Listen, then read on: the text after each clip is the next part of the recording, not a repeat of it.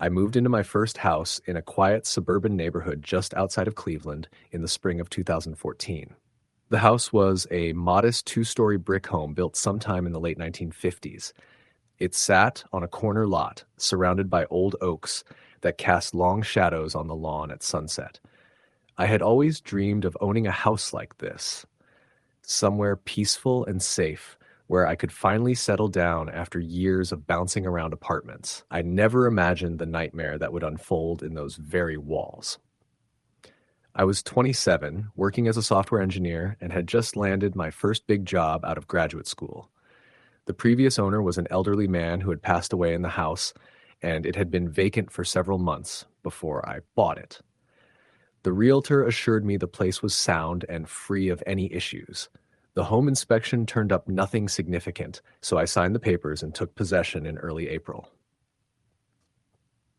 The first week was typical, unpacking boxes, setting up my furniture, and exploring the neighborhood. I noticed the creaks and groans common to older houses, but they never bothered me. Nights were quiet. The only odd thing was a faint smell of mildew that lingered in the basement, which I chalked up to the dampness common to Midwestern springtime. About 2 weeks after moving in, I started noticing small things out of place. The first time, I came home after work and found the living room blinds half open, even though I was certain I'd closed them before leaving. I thought maybe I forgot. Another night, my bedroom window was unlocked, though I distinctly remembered locking it before bed.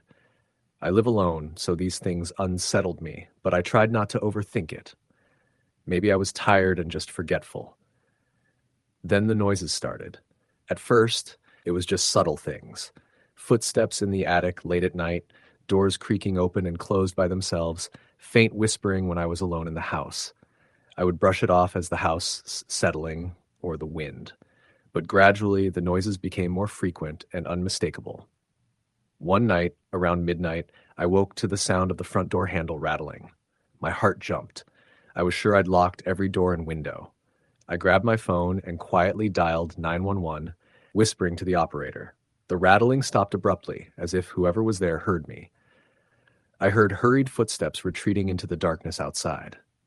The police arrived minutes later, searching the perimeter. They found no sign of forced entry or footprints.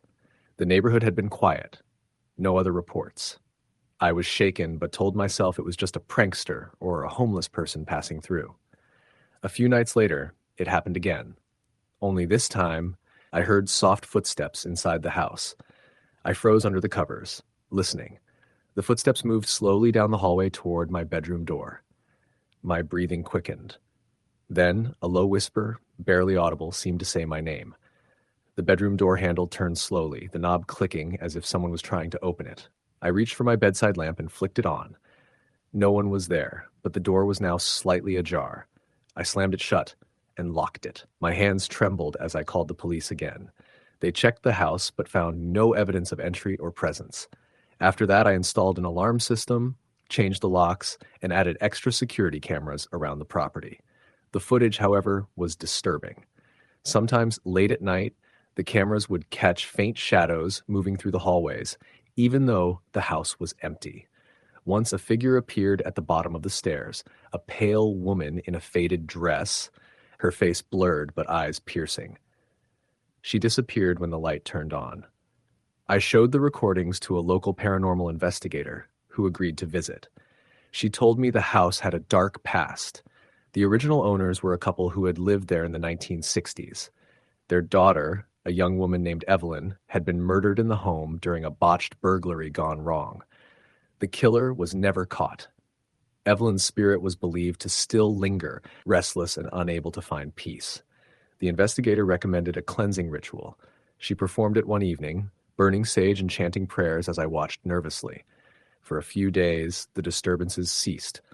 Then came the night that changed everything. I was asleep when I woke to a loud crash downstairs. The sound of shattering glass.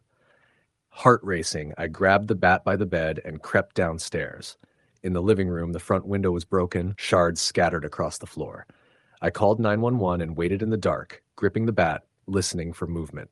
Minutes later, I heard footsteps approaching. Heavy, slow. Then a voice, whispering my name again. The lights flickered and went out. The power had been cut. I fumbled for my phone, but no signal. The footsteps were getting closer. I braced myself as a cold presence filled the room. Then a figure appeared. A man, wearing tattered clothes, eyes glowing red. He lunged at me, but I swung the bat wildly. He vanished. I bolted upstairs, locking myself in my bedroom. For hours, I heard him pacing below. When morning came, I called the police again. They found no intruder, no fingerprints, no evidence. But the broken window was undeniable. Terrified, I packed a bag and stayed with a friend. Over the next few days, I learned the man who murdered Evelyn was rumored to haunt the house, trapped between worlds, seeking to finish what he started. The paranormal investigator told me the spirits of Evelyn and her killer were locked in a cycle of violence, replaying the tragic night over and over.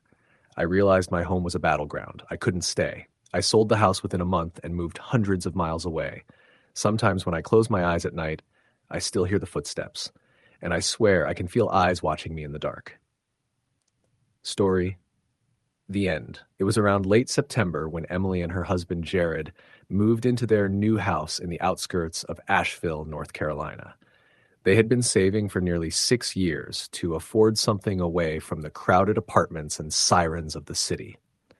Their new home sat off a winding road, nestled among thick woods.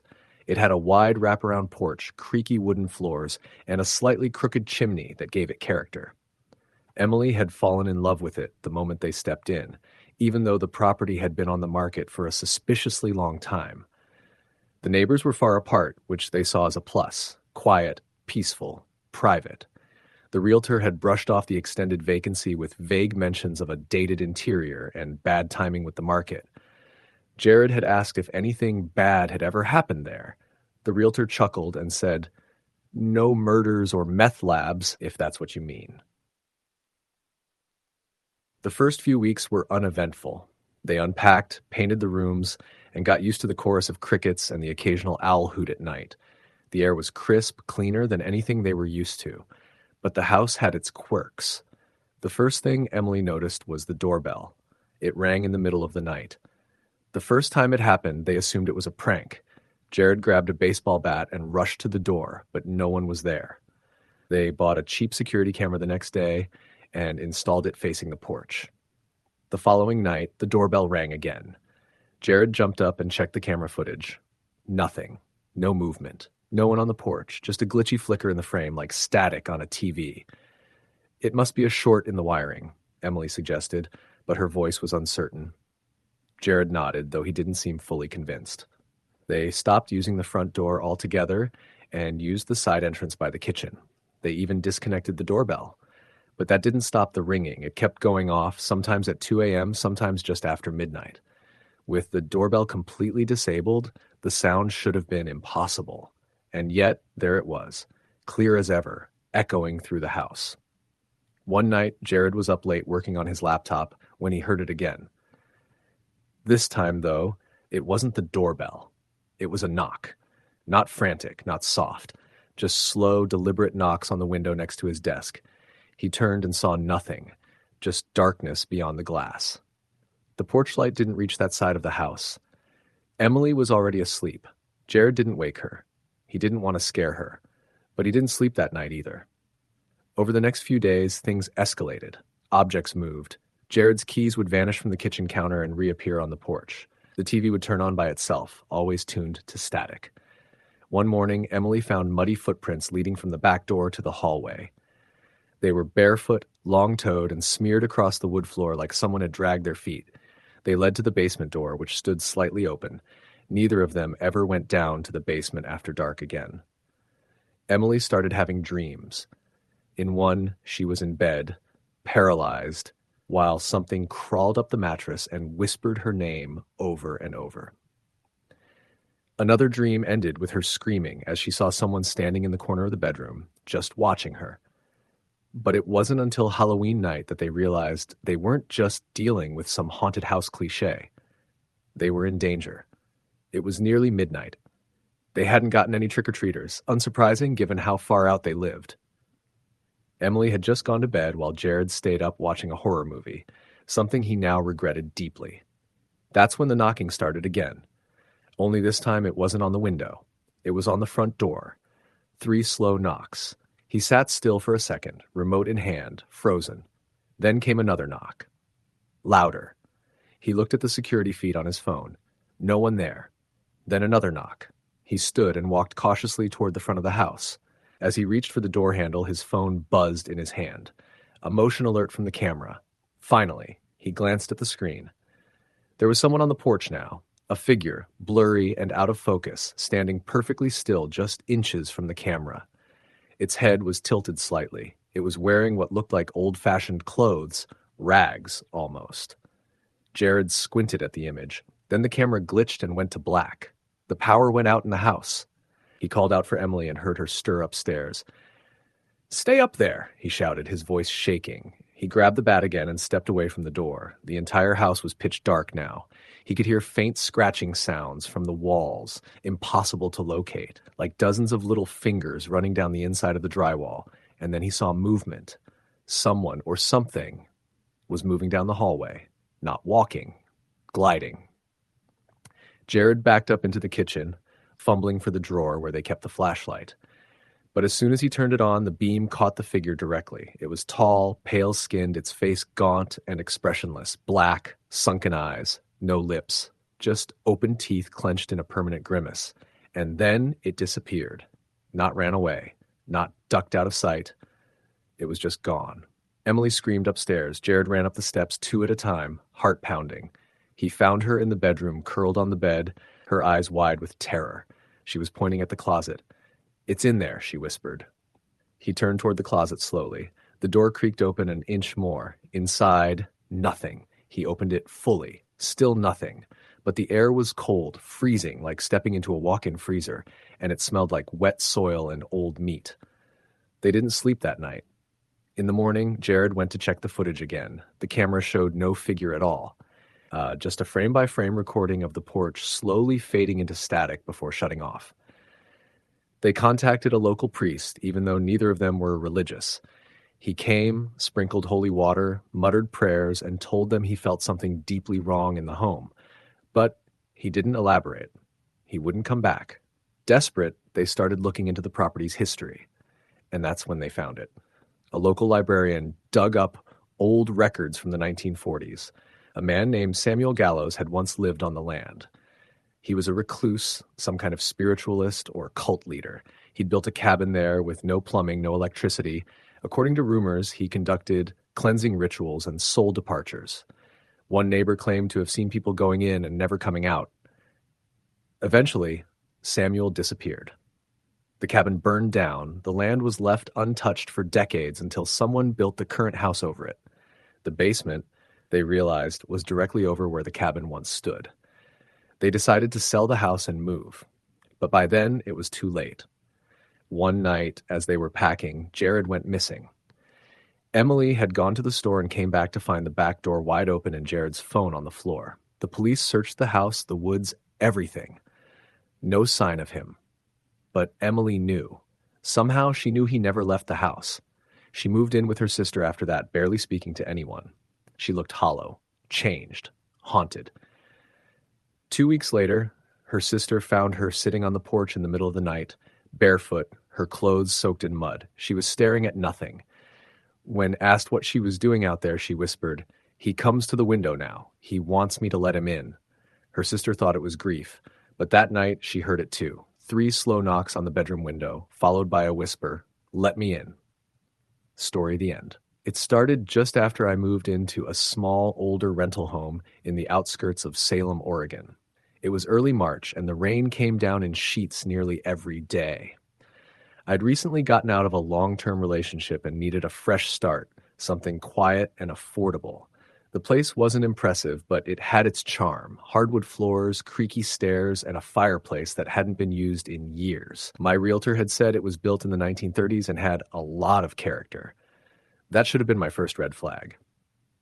The first week passed without much incident. Just the normal creaks and groans of an old house adjusting to new footsteps.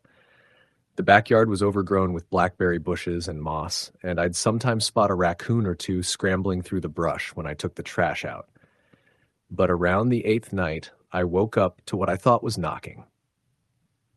Not the sort of sharp, deliberate knock of someone at the door, but soft, irregular tapping, like fingers brushing lightly against glass. I lived alone so naturally, it rattled me. I checked the windows, all locked. The back door was bolted. I convinced myself it must have been a branch from the tree outside my bedroom swaying in the wind. The next morning, I went outside to confirm and found the tree didn't even reach the window. In fact, there wasn't anything near that side of the house. The tapping returned the next night, this time louder, more insistent.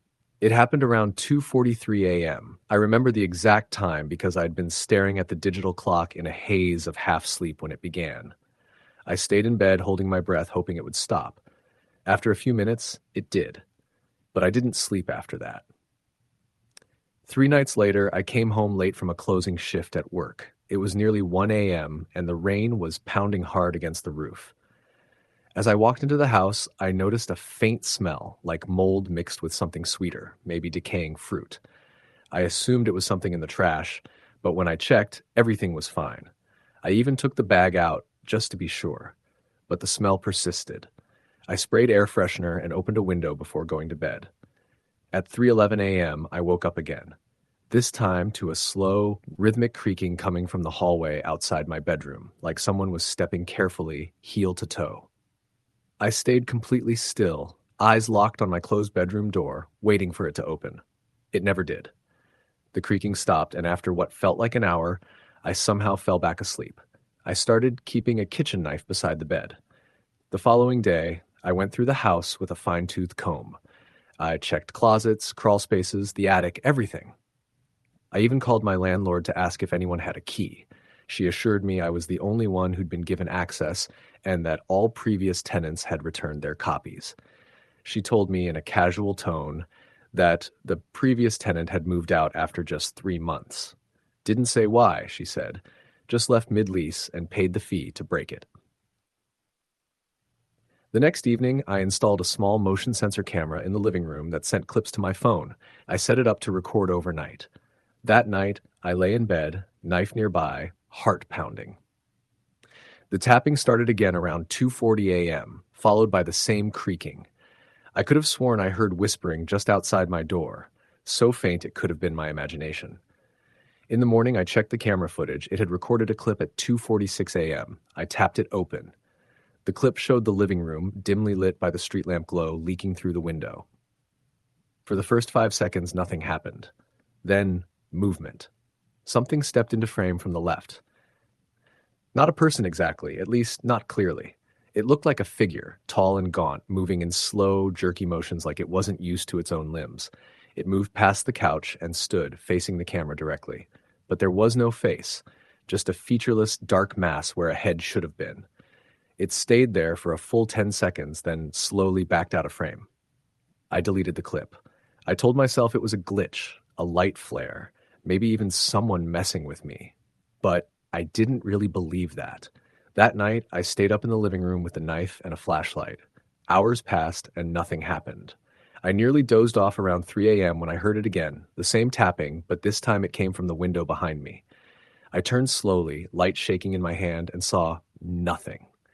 Just rain streaking the glass. I got up, walked to the window, and pressed my face against it. That's when I saw it. There was a handprint on the outside of the window, but not a normal handprint. It was elongated with 6 fingers, each one unnaturally thin and long, like spider legs, and it was upside down, as if someone had been hanging above the window, reaching down. I didn't sleep that night. I packed a bag and drove to a motel on the other side of town. I stayed there for 3 nights, calling in sick to work and trying to figure out what to do next. I didn't tell anyone, not my friends, not my sister, because I couldn't explain it in a way that didn't sound insane.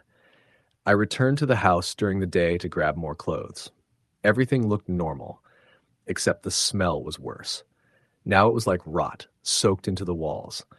I grabbed what I needed and tried to leave quickly, but just as I stepped outside, I noticed something strange on the ground near the back door, a trail of water like wet footprints, but they weren't shaped like human feet. They were wider with claw-like toes, and the trail led from the back of the house directly to the door. I hadn't noticed it when I walked in. I called my landlord and told her I was breaking the lease. She sounded annoyed at first, but went quiet when I told her what had been happening. She said, almost under her breath, "I thought it stopped when the old woman passed." I asked what she meant. "The owner before you," she said, "an older woman, lived there almost her whole life. She was found dead in the hallway by the next-door neighbor who hadn't seen her in a week. Nothing suspicious. Natural causes. But the EMT said she was found with her arm outstretched, like she was pointing at something." I moved out the next day, hired a moving company, showed up only during daylight. I never went into the attic again. The movers told me the house gave them the creeps, said it felt too cold inside, like something was watching them. One guy said he saw someone looking through the window in the back room, but when he went around, there was no one there. I never looked back. For a while, I'd get sleep paralysis. Always the same figure, tall, dark, no face. Standing in the corner of whatever room I was in, I couldn't move, couldn't breathe right, until it would vanish with a blink. 2 months later, I got curious and searched the address online. There wasn't much, but I did find an old newspaper clipping from 1989. It mentioned a missing child from that very street. A 6-year-old boy, last seen playing in his backyard. His mother claimed he vanished without a trace. The article said police had no leads, but neighbors reported hearing strange noises that night, tapping and whispering. That same week, I received a package in the mail, no return address. Inside was a VHS tape and a note that read, "You saw it too." I don't own a VCR, and I never tried to find one. I moved 3 times in the next 2 years. The sleep paralysis stopped eventually, and the nightmares became less frequent. But sometimes when I'm walking home late or lying awake in a dark room, I feel it again. That sense of being watched. The faint tapping, a smell I can't explain. And sometimes, just sometimes, I wake up to find the windows covered in those long, 6-fingered handprints. Story the end. It started the fall after my dad passed. My mom had just moved out of the house I grew up in, said it was too much space and too many memories. She sold it and downsized into a smaller place about 15 minutes away from my apartment in Norfolk, Virginia. I was glad. Closer to her, less upkeep, but something about the house she bought didn't sit right with me from the first time I saw it. It was a modest brick home in a quiet neighborhood. Pretty average looking. Actually, 1 floor, a finished basement, and a decent-sized backyard. It had a sort of 1960s vibe, not really updated except for a few cosmetic changes. The first time I walked through it, I noticed how dark the hallway was, even during the day. Like the shadows hung heavy there. But I figured it was just my mind playing tricks. She moved in late October. I helped her unpack and stayed the night that first weekend. That night, around 2:30 a.m., I woke up to the sound of footsteps, slow and heavy, moving down the hallway. My room was right off the main corridor. I froze, thinking it was my mom maybe getting up to use the bathroom, but the steps were too heavy for her. They stopped right outside my door. I didn't breathe. I just stared at the faint outline of the door through the dim light bleeding in from the hallway nightlight. I expected a knock or the knob to turn, but nothing happened. After a full minute, the footsteps continued, this time away from the room, and then everything was silent again. The next morning, I asked my mom if she'd been up during the night. She said no. I asked if she heard anything. She gave me a weird look and said, "Like what?" I dropped it. I chalked it up to the old house creaking, maybe even a dream. But deep down, I knew what I heard. A few weeks later, she called me one night sounding freaked out. "Someone tried to break in," she said. I jumped in my car and drove over. When I got there, the police were still talking to her. She'd been watching TV in the living room when she heard the back door handle jiggling, then a loud thud, like someone kicked it. She ran to the kitchen and turned on all the lights, and it stopped. The officer said there were no signs of forced entry, no footprints, no evidence anyone had actually been there. They took her statement and left. I stayed that night again. Around 1:45 a.m., the living room TV turned on by itself, full volume. The remote was on the coffee table untouched. We both stared at each other, neither of us moving. I turned it off. Not 5 minutes later, it turned on again, this time with the screen frozen on static. It stayed that way until I yanked the plug from the wall. The next morning, I went outside and checked the windows and doors again. I noticed something I hadn't before: scratches on the back door frame. Not deep, but enough to catch my fingernail, like someone had been trying to pry it open but gave up. I showed it to my mom and she went pale. "Maybe we should get a camera or something," she said. We did. I helped her set up motion detecting cameras, one in the backyard, one on the front porch, and one facing the hallway inside the house. The first week, nothing happened. She told me she felt better, more secure. Then I got a notification one morning from the camera app. Motion detected, hallway, 2:14 a.m. I opened the video. It showed the dim hallway for about 3 seconds, then something moved into frame, a figure, dark, tall, and impossibly thin. It glided, not walked, across the hall. The camera pixelated slightly, like it was glitching. Then the screen went black. I drove over that morning, heart pounding the entire way. My mom hadn't seen the video yet. I showed it to her and she just stared at the screen, her mouth slightly open. "That's not a person," she whispered. "That's not someone breaking in." She started sleeping with the lights on. She asked her pastor to come bless the house. He sprinkled holy water, said some prayers, and advised her to keep a Bible in each room. That worked for about a week.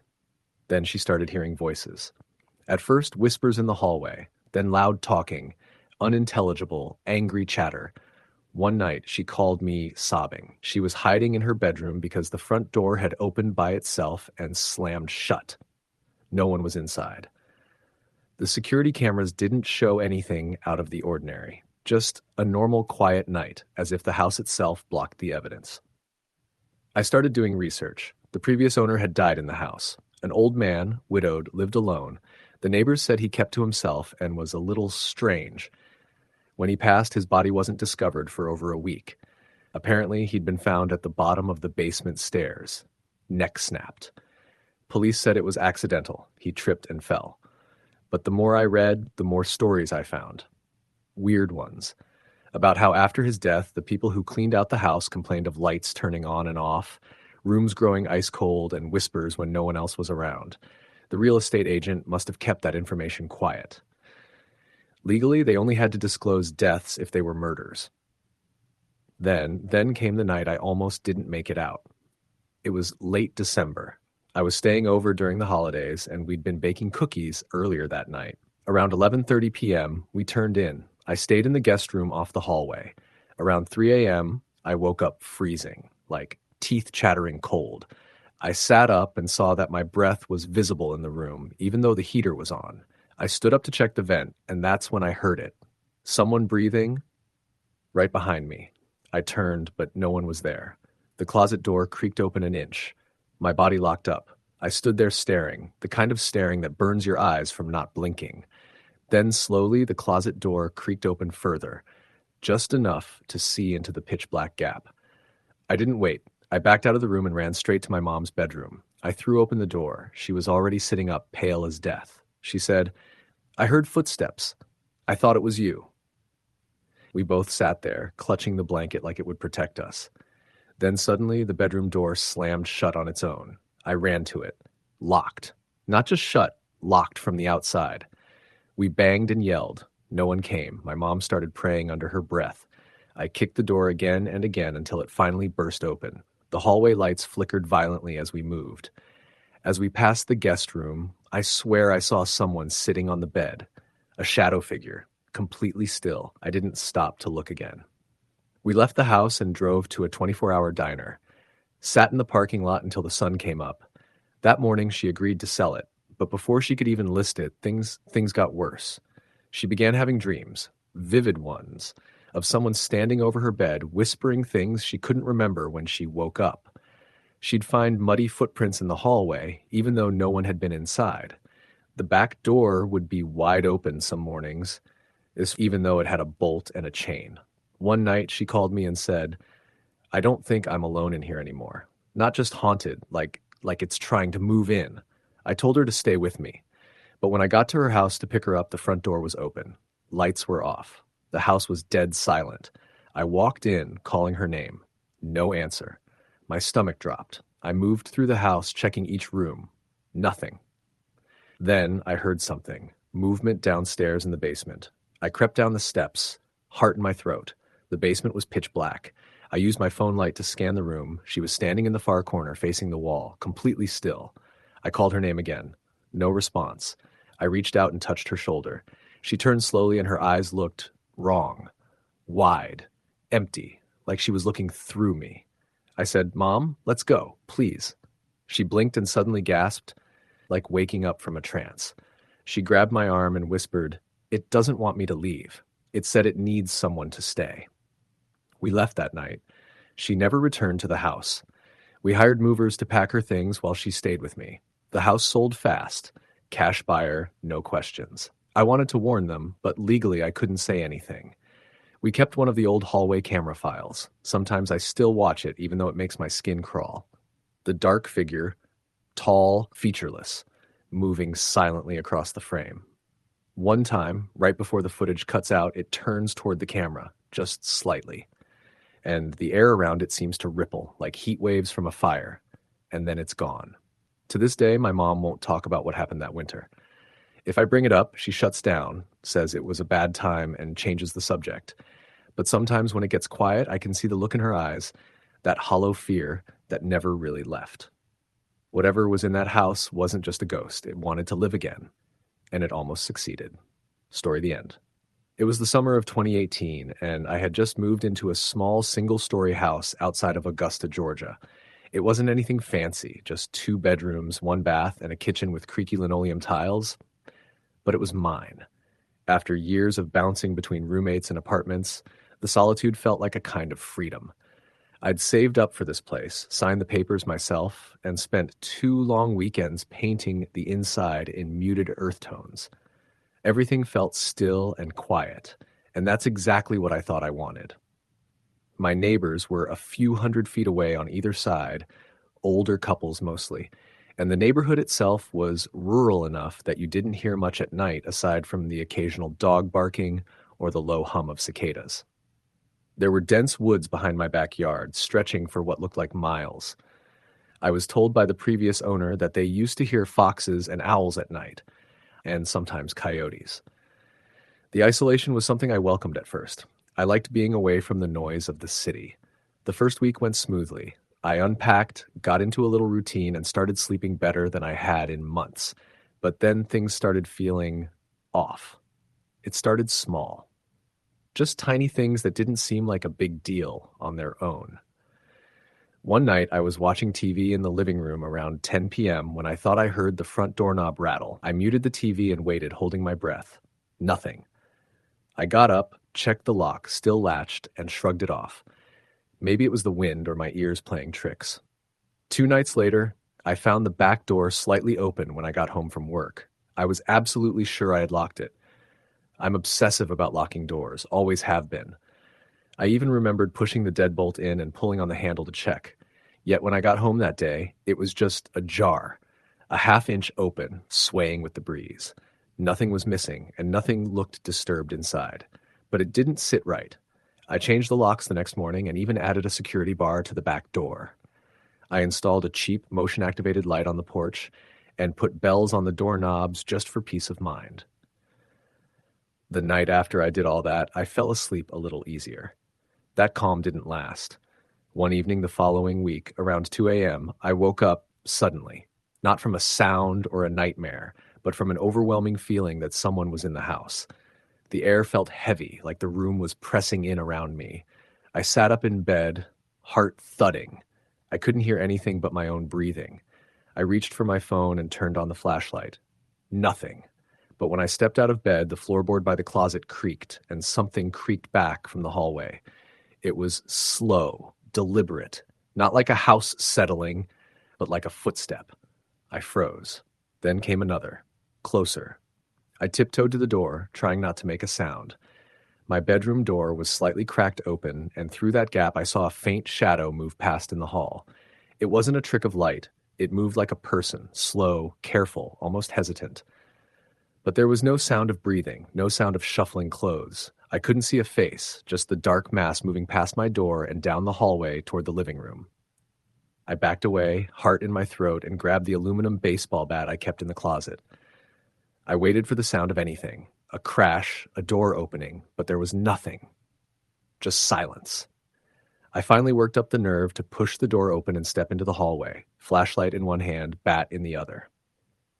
The hallway was empty. The living room was empty.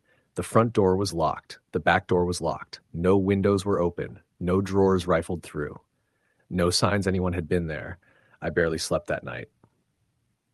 The next morning, I installed an indoor security camera in the hallway and another facing the living room. I didn't want to seem paranoid, but something felt wrong with that house. It wasn't just about someone breaking in. It was something deeper, colder. 2 nights later, I caught movement on the camera while I was sleeping. I woke up around 6 a.m. and checked the footage like I'd gotten used to doing. At 2:13 a.m., the hallway camera showed a faint figure standing just outside my bedroom door. It didn't walk into frame. It just appeared there like it had stepped out of the air. The figure wasn't clear. It looked like a man, but blurry. Almost like static was distorting it. It stood there for nearly 2 minutes, motionless. Then it vanished. Not walked away, just gone. The camera never glitched before or after. It was only during that frame that things went strange. I called a local paranormal investigator I found online, mostly just wanting someone to tell me I wasn't crazy. He agreed to come by the house 2 days later. His name was Daniel. Older guy, maybe mid-50s, quiet, with a serious expression. He brought a small case with meters and recorders and asked to walk through the house alone first. I let him. He came back about 30 minutes later looking pale. "Something's off," he said. "Not just energy. It's like something's watching from the walls, something that doesn't want to be seen." I showed him the footage and he leaned in, nodding slowly. "This is different. That's not a human spirit. And it's not just haunting the house. It's inhabiting it." "What does that mean?" I asked. "It means this thing was never alive. It's not a ghost in the traditional sense. It's something older, something drawn to isolation. People like you, alone, out in the quiet, with no one nearby to notice strange things. It feeds off that." I didn't know what to say. He asked if I ever saw it again with my own eyes. I told him about the hallway. He nodded and said, "It doesn't break in. It doesn't have to. It makes you think it does. It wants you to be scared, to question your senses. That's how it gets stronger." He suggested I leave, not cleanse the place, not bless it, just leave. That night I packed a bag and stayed in a motel. When I returned the next morning to get more of my things, I found the front door wide open. Inside, all the drawers were pulled out, cabinets open, my clothes thrown across the floor, and on the wall in the hallway, scratched into the drywall, were the words, "You let me in." That's when I left for good. I sold the house as is a few months later, taking a loss, and moved back into the city with a friend. I never went back. But I still have the security footage. I still watch it sometimes, and every so often I still see the figure. Not just in the old footage, but in the corner of my bedroom now, or in reflections in the window. It followed me. It was never the house. It was the moment I acknowledged it, looked into its presence, let the fear take root. That's when it knew I saw it. That's when it moved in for good. Story, the end. It happened during the fall of 2018 in a quiet rural neighborhood just outside Harrisburg, Pennsylvania. My wife, Danielle, and I had recently bought our first home. It was a modest 2-story farmhouse built in the 1920s, sitting on nearly an acre of land. We loved it for its charm, the original hardwood floors, the old iron stove in the kitchen, and the way the back fields stretched for miles into a horizon of golden trees. The place had a warmth to it, even if it creaked and groaned more than we were used to. Still, it was everything we'd hoped for, and for the first few weeks it felt like we had finally carved out our little piece of the American dream. Then things started to change. It started small. The basement door, which we always kept locked, would be found ajar. I chalked it up to memory lapses or maybe a draft from the windows rattling the frame loose. One night, we came home from a dinner with friends and found the front door slightly open, even though I was certain I'd locked it. Nothing was missing, but it left us uneasy. Danielle, ever the rational one, suggested we install cameras and change the locks. I agreed, and the next weekend I installed motion-activated lights around the perimeter and 2 security cameras, one by the front porch and another facing the backyard. About a week later, I was reviewing footage after getting a motion alert on my phone around 3 a.m. My heart stopped when I saw it, just a flicker, Barely 2 seconds of a dark figure standing at the tree line near the back field. The person, or whatever it was, stood completely still, just watching the house. Then it vanished. I tried rewinding, fast-forwarding, but the footage went fuzzy right after the figure appeared, as if the camera had glitched. When I showed Danielle, she stared at the screen for a long time, saying nothing. Then she whispered, "I have a bad feeling about this." We doubled down on safety after that. I added window locks, and we both began sleeping with our phones nearby, ringer on high. For a few days, nothing happened. We started to think maybe it had been some drifter, someone passing through. But something about it didn't feel right. It didn't look like a person. Its proportions were slightly off, too thin, too tall. And the way it disappeared wasn't natural. One frame it was there, the next it was just gone, like the space it occupied blinked out. Then came the whispers. It was about 2 a.m. when I first heard them.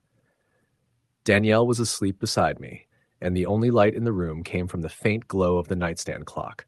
I was half awake, that hazy space between dreaming and consciousness, when I heard the sound, whispers, soft and unintelligible, like someone murmuring just outside our bedroom door. I sat up and strained to listen, but the whispers stopped the moment I moved.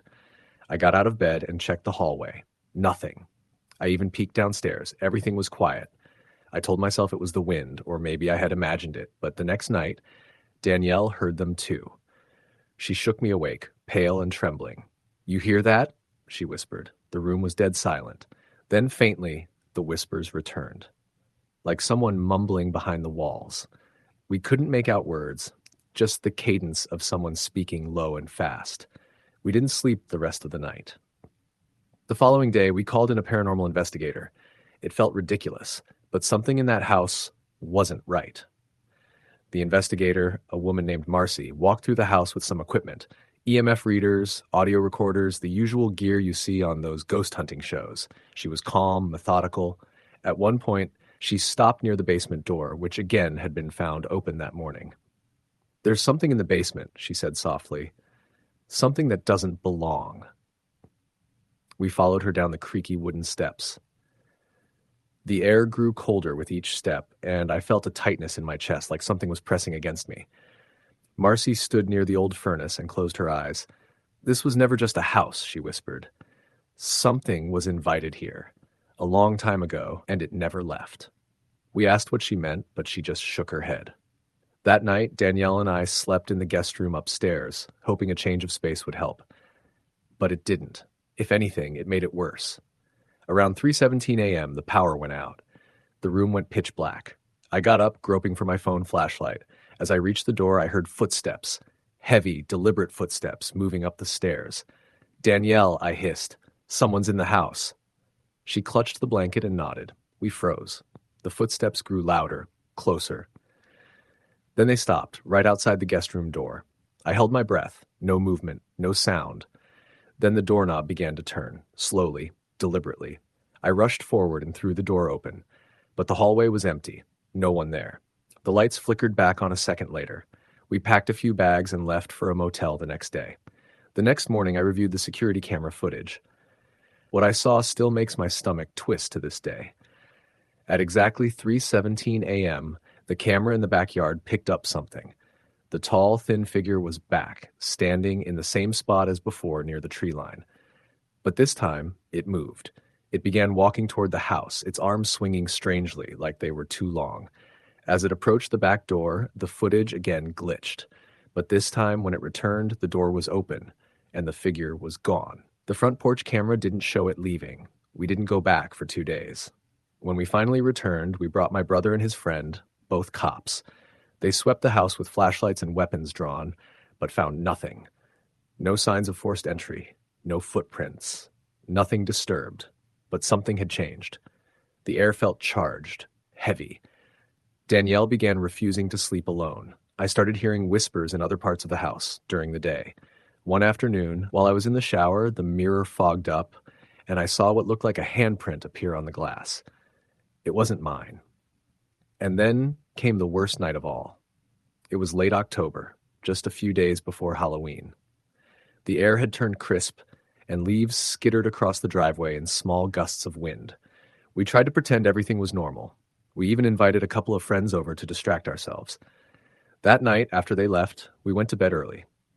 Around 1:30 a.m., I was jolted awake by the sound of glass shattering. I grabbed my phone and checked the cameras. Nothing on the front porch. Nothing in the backyard. Then I switched to the living room cam. The screen showed a shadow moving across the floor, elongated, like a person, but not quite. It glided, not walked. It passed the camera and headed toward the stairs. I leapt out of bed and met Danielle at the door. She was crying. "It's in the house," she whispered. We bolted for the guest room, slammed the door, and locked it. I called 911. While I was on the phone with dispatch, we heard footsteps, loud, dragging footsteps, moving up the stairs again. The door handle jiggled. Danielle started praying. Suddenly, the footsteps stopped. Total silence. Then the door to the guest room began to vibrate, like something was banging against it without sound, hard enough to rattle the frame, but not loud enough to be heard clearly. The dispatcher stayed on the line, urging us to stay put. When the police arrived, we heard the front door crash open. The moment they stepped in, the vibrations stopped. We opened the door and ran downstairs. 2 officers stood in the foyer, guns drawn. "No one's in the house," one of them said. "We checked every room, but you should come see this." He led us to the kitchen. On the wall above the old iron stove, someone or something had carved a word into the plaster. Mine. Deep gouges, like it had been done with a knife or claw. Danielle fainted. I didn't even try to explain. We left that night and never returned. We sold the house at a loss. Didn't even go back for our furniture. We told the new owners nothing. I'm not proud of that, but we were desperate to escape it. Every now and then, I still get motion alerts on my old phone, the one still linked to the cameras we never disconnected. They come around 3 a.m. The footage always shows the same thing, a tall, thin shadow standing at the tree line, watching, waiting. Story the end. I moved into my first house in a quiet suburban neighborhood just outside of Cleveland in the spring of 2014. The house was a modest 2-story brick home built sometime in the late 1950s. It sat on a corner lot, surrounded by old oaks that cast long shadows on the lawn at sunset. I had always dreamed of owning a house like this, somewhere peaceful and safe, where I could finally settle down after years of bouncing around apartments. I never imagined the nightmare that would unfold in those very walls. I was 27, working as a software engineer, and had just landed my first big job out of graduate school. The previous owner was an elderly man who had passed away in the house, and it had been vacant for several months before I bought it. The realtor assured me the place was sound and free of any issues. The home inspection turned up nothing significant, so I signed the papers and took possession in early April. The first week was typical. Unpacking boxes, setting up my furniture, and exploring the neighborhood. I noticed the creaks and groans common to older houses, but they never bothered me. Nights were quiet. The only odd thing was a faint smell of mildew that lingered in the basement, which I chalked up to the dampness common to Midwestern springtime. About 2 weeks after moving in, I started noticing small things out of place. The first time, I came home after work and found the living room blinds half open, even though I was certain I'd closed them before leaving. I thought maybe I forgot. Another night, my bedroom window was unlocked, though I distinctly remembered locking it before bed. I live alone, so these things unsettled me, but I tried not to overthink it. Maybe I was tired and just forgetful. Then the noises started. At first, it was just subtle things. Footsteps in the attic late at night, doors creaking open and closed by themselves, faint whispering when I was alone in the house. I would brush it off as the house settling or the wind, but gradually the noises became more frequent and unmistakable. One night, around midnight, I woke to the sound of the front door handle rattling. My heart jumped. I was sure I'd locked every door and window. I grabbed my phone and quietly dialed 911, whispering to the operator. The rattling stopped abruptly as if whoever was there heard me. I heard hurried footsteps retreating into the darkness outside. The police arrived minutes later, searching the perimeter. They found no sign of forced entry or footprints. The neighborhood had been quiet, no other reports.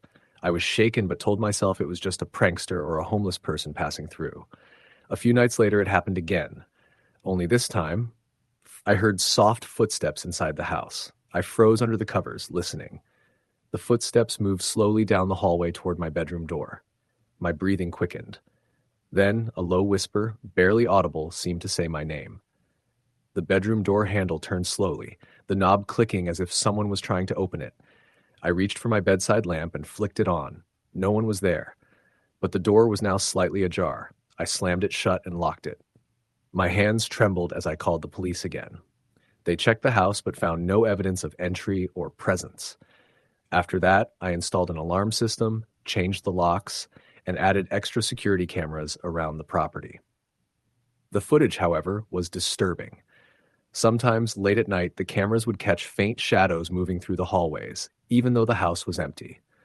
Once, a figure appeared at the bottom of the stairs, a pale woman in a faded dress, her face blurred but eyes piercing. She disappeared when the light turned on. I showed the recordings to a local paranormal investigator who agreed to visit. She told me the house had a dark past. The original owners were a couple who had lived there in the 1960s. Their daughter, a young woman named Evelyn, had been murdered in the home during a botched burglary gone wrong. The killer was never caught. Evelyn's spirit was believed to still linger, restless and unable to find peace. The investigator recommended a cleansing ritual. She performed it one evening, burning sage and chanting prayers as I watched nervously. For a few days, the disturbances ceased. Then came the night that changed everything. I was asleep when I woke to a loud crash downstairs, the sound of shattering glass. Heart racing, I grabbed the bat by the bed and crept downstairs. In the living room, the front window was broken, shards scattered across the floor. I called 911 and waited in the dark, gripping the bat, listening for movement. Minutes later, I heard footsteps approaching, heavy, slow. Then a voice, whispering my name again. The lights flickered and went out. The power had been cut. I fumbled for my phone, but no signal. The footsteps were getting closer. I braced myself as a cold presence filled the room. Then a figure appeared. A man, wearing tattered clothes, eyes glowing red. He lunged at me, but I swung the bat wildly. He vanished. I bolted upstairs, locking myself in my bedroom. For hours, I heard him pacing below.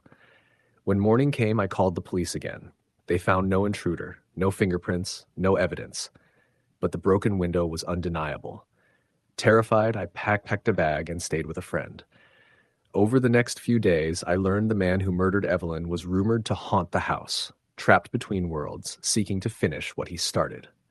The paranormal investigator told me the spirits of Evelyn and her killer were locked in a cycle of violence, replaying the tragic night over and over. I realized my home was a battleground. I couldn't stay. I sold the house within a month and moved hundreds of miles away. Sometimes when I close my eyes at night, I still hear the footsteps, and I swear I can feel eyes watching me in the dark. Story, the end. The sun had set hours ago over the quiet suburb of Westerville, Ohio, and the Mitchell family's modest two-story home was nestled peacefully between identical houses, its porch light casting a soft glow onto the driveway. David Mitchell was sitting in the living room, working on his laptop while Amy prepared dinner in the kitchen. Their 12-year-old daughter, Lily, was upstairs in her bedroom, supposedly doing homework, but likely distracted by her phone. The house was unremarkable, the kind you'd find scattered all across Middle America. Faded siding, a narrow front yard, a backyard fenced in for privacy. But what it lacked in grandeur, it made up for in sentiment. The Mitchells had recently moved in, eager to start fresh after some rough years. They'd been renting for years, and this was their first house of their own. It was a dream come true, or so they thought. A few weeks after moving in, little things started happening that no one could easily explain.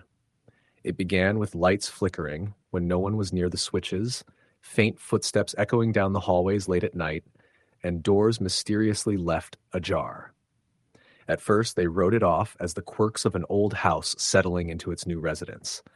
The plumbing occasionally gurgled or creaked, and the heater groaned at odd hours, but none of it felt particularly threatening. One Saturday night, about 3 weeks after moving in, Amy was in the kitchen chopping vegetables for dinner. The sound of footsteps above her made her pause, but she assumed it was Lily pacing or David walking through the upstairs hallway. The sounds grew louder, though, like slow, heavy steps, deliberate and measured. She called out softly, Lily? David? No response. Shrugging it off, she turned back to the stove.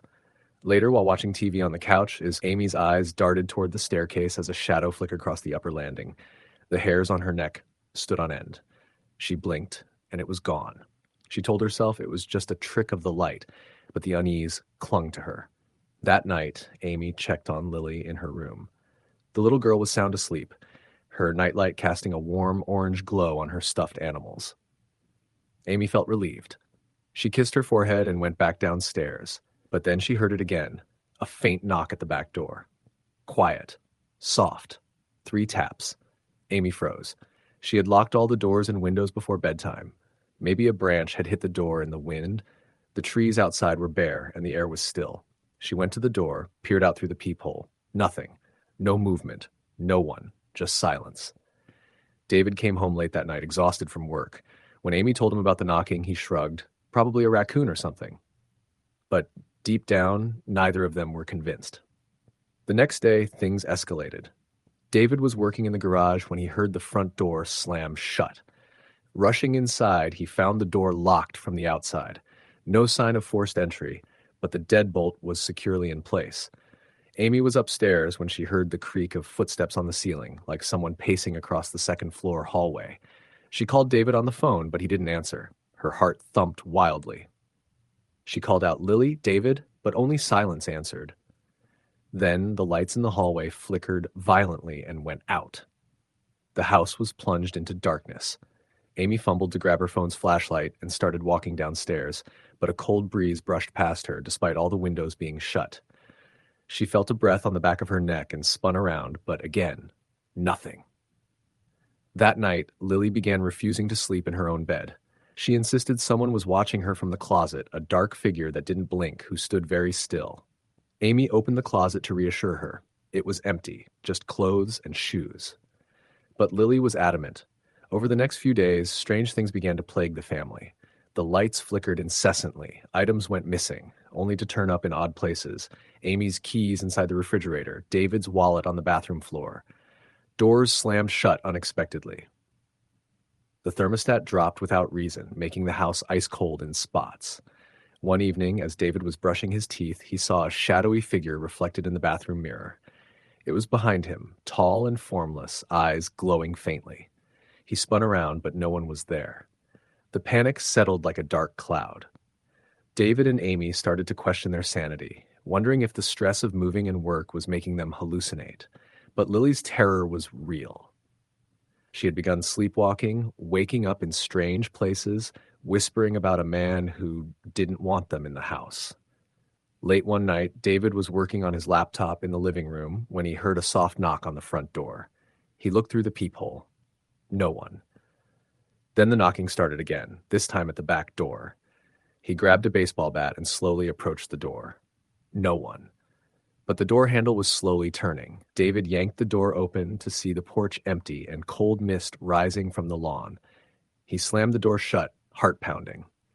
Amy suggested calling the police, but there was no evidence of trespassing. One night, the power went out for an hour. During that time, the house was filled with whispers and murmurs, too soft to understand. The family huddled together, scared and unsure.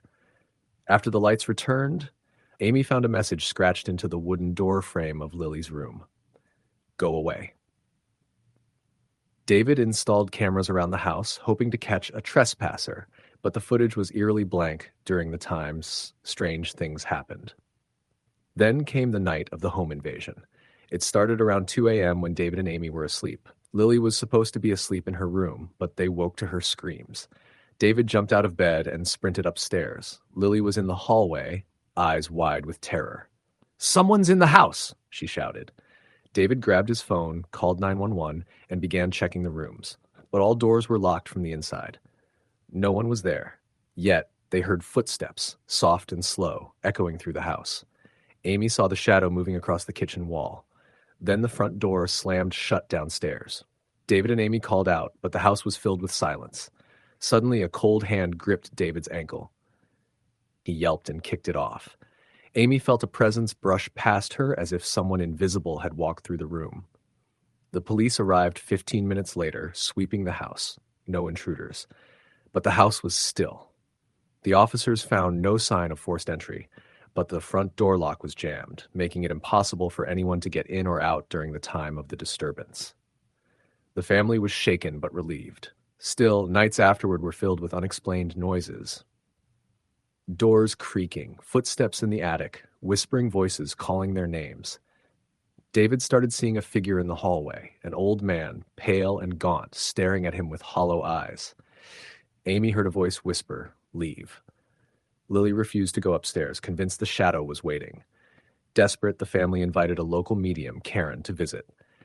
Karen came with candles and crystals, and after an hour of walking through the house, she stopped in the living room. "There's a spirit here," she said quietly. "Not just a ghost, but something trapped, angry. It doesn't want you here." She told them the previous owner had died violently in the house years ago during a robbery gone wrong, a man who had been killed when invaders broke in. The spirit was the man who died. He was trapped in the house, reliving his last moments, angry and confused. Karen performed a cleansing ritual, asking the spirit to move on. Afterward, the house felt lighter. For a few weeks, the strange activity died down, but then Lily woke one night screaming again. She said the man was back, standing by her bed. David and Amy realized the house wasn't safe. They moved out within a month, leaving the house empty. The new owners moved in and quickly moved out after reporting similar experiences. The house remains empty now, the windows dark, a for sale sign gathering dust. Locals say on quiet nights you can hear footsteps and whispers coming from the abandoned house, and sometimes a shadow watches from the upstairs window. Story the end. The summer I turned 30, I finally bought my first house, a modest ranch style in a quiet neighborhood just outside Columbus, Ohio. It wasn't fancy, but it was mine, and I was proud. The street was lined with trees, the neighbors friendly but distant enough to give a sense of privacy. I had always been a night owl, working late shifts at the hospital, and the quiet of the neighborhood suited me. The first few weeks went smoothly. I moved in during early July, unpacked my boxes, and settled into a routine. I worked nights and spent days fixing little things around the house. The neighborhood felt safe. The neighbors waved when I mowed the lawn, and the local grocery store was only a 10-minute walk. But then, about a month after I moved in, the nightmares began. I'm not usually a believer in the paranormal. I grew up in a household that dismissed ghosts as nonsense. But what I experienced was real, terrifying, and to this day, I don't have any explanation other than that my house was haunted, and that something in that house was not just a ghost, but a malevolent presence. It started small. On the first night, I woke around 3 a.m. to the sound of footsteps on the hardwood floors outside my bedroom door. The house was supposed to be empty, except for me. I told myself it was probably the old pipes or the house settling. I tried to shake the unease and went back to sleep. The second night, I heard something heavier, a soft thud like something dropping or footsteps landing harder. When I got up and checked, the house was dark and empty, nothing out of place. By the third night, I began to feel like I was being watched. My dog, a golden retriever named Max, refused to go into the basement or even down the hallway past the living room. His hair stood on end and he growled at nothing visible. One night I was working late, sitting at my kitchen table grading papers. Max was lying beside me when suddenly he shot up and stared at the living room. I looked up and caught a glimpse of a figure, a man, pale, shadowy, standing in the corner near the hallway leading to the bedrooms. He didn't move, just stood there, watching. I blinked, and he was gone. I was shaken, but told myself it was a trick of the light. I was tired, stressed from work. Still, Max refused to settle down and stayed glued to my side the rest of the night. Weeks passed, and the incidents escalated. One evening, I was home alone when I heard the front door creak open. It was locked. I always double-checked before going to bed. My heart raced as I crept toward the door, clutching a kitchen knife. The door was indeed ajar, the deadbolt unlatched. I called the police immediately, but they found no one. No forced entry, no footprints in the garden, nothing. They told me it was probably a faulty lock or maybe a neighbor. But I knew. The following nights were restless. I started hearing whispering voices at night. They weren't loud, barely audible, but I could swear someone was murmuring just beyond the walls. Sometimes I heard my name called softly. One particularly bad night, I woke to the sound of glass breaking downstairs. I bolted out of bed, heart pounding, and grabbed the bat I kept by the door. The living room was a mess. My favorite mug shattered on the floor, the TV remote tossed on the couch. No one was there. I checked every room. Windows and doors were locked tight, but Max was growling again, staring at the hallway leading to my bedroom. Suddenly the lights flickered, and the room grew icy cold. I saw it again, the shadowy figure. This time closer, just beyond the hallway. I shouted, "What do you want?" But he didn't respond. The shadow stretched and twisted, and for a moment I saw a face, gaunt, hollow eyes, lips pulled back in a sinister smile. Then he disappeared. I couldn't sleep after that. Desperate, I reached out to a local paranormal investigator named Lisa. She was professional, calm, and came with her own equipment: EMF meters, infrared cameras, EVP recorders. She spent 2 nights in the house with me. On the first night, her equipment picked up strange readings near the basement door. A cold spot, she said, almost freezing to the touch. She told me there was a history of violent events in the area, but nothing specifically linked to my house. That night, the whispers were louder. On the EVP recording, Lisa caught a chilling phrase: "Get out." The second night, Lisa set up cameras all over the house. Around 2:30 a.m., one of the cameras recorded a shadow figure walking through the kitchen, passing through walls, and standing near the stairs. After reviewing the footage, Lisa told me, "This isn't just a ghost. It's a residual energy tied to trauma, maybe even violence, and it seems angry." That night, I barely slept. The worst moment came a few days later. I was home alone, Max asleep in the living room. I was in the bathroom brushing my teeth when I heard heavy footsteps upstairs. But I live alone. I froze. The footsteps grew louder, pacing back and forth. I pulled open the bathroom door and looked out into the hallway. There, just at the edge of the staircase, was the shadowy man. He looked more solid than before, and his eyes glowed faintly red. I screamed, dropping my toothbrush. Max ran up, barking wildly. The figure raised a hand, and the temperature dropped so suddenly I could see my breath. Then he vanished. I packed a bag and stayed at a friend's house that night. In the following weeks, I tried everything: salt around the house, sage burning, prayers, but nothing worked. The presence grew stronger. Doors slammed by themselves. Lights exploded. The whispering voices turned into screams. One night, I woke to find my front door wide open. Nothing was missing, but the lock was shattered. I called the police again, but no evidence of forced entry or suspects. The house was no longer safe. I sold it at a loss and moved to a different state. But I still carry the nightmares with me. Sometimes, in the dead of night, I swear I hear those footsteps, feel the icy breath of the shadow man. I don't know who he was or what he wanted. Maybe he was a victim, or maybe something far worse. All I know is that sometimes when you invite yourself into an old house, you don't just get the home, you get the history, the pain, and sometimes the darkness that refuses to let go. Story the end. The summer I turned 30, I finally bought my first house, a modest ranch style in a quiet neighborhood just outside Columbus, Ohio. It wasn't fancy, but it was mine, and I was proud. The street was lined with trees, the neighbors friendly but distant enough to give a sense of privacy. I had always been a night owl, working late shifts at the hospital, and the quiet of the neighborhood suited me. The first few weeks went smoothly. I moved in during early July, unpacked my boxes, and settled into a routine. I worked nights and spent days fixing little things around the house. The neighborhood felt safe. The neighbors waved when I mowed the lawn, and the local grocery store was only a 10-minute walk. But then, about a month after I moved in, the nightmares began. I'm not usually a believer in the paranormal. I grew up in a household that dismissed ghosts as nonsense. But what I experienced was real, terrifying, and to this day, I don't have any explanation other than that my house was haunted, and that something in that house was not just a ghost, but a malevolent presence. It started small. On the first night, I woke around 3 a.m. to the sound of footsteps on the hardwood floors outside my bedroom door. The house was supposed to be empty except for me.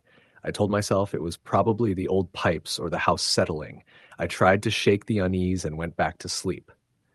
The second night, I heard something heavier, a soft thud, like something dropping or footsteps landing harder. When I got up and checked, the house was dark and empty. Nothing out of place. By the third night, I began to feel like I was being watched. My dog, a golden retriever named Max, refused to go into the basement or even down the hallway past the living room. His hair stood on end and he growled at nothing visible. One night I was working late, sitting at my kitchen table grading papers. Max was lying beside me when suddenly he shot up and stared at the living room. I looked up and caught a glimpse of a figure, a man, pale, shadowy, standing in the corner near the hallway leading to the bedrooms.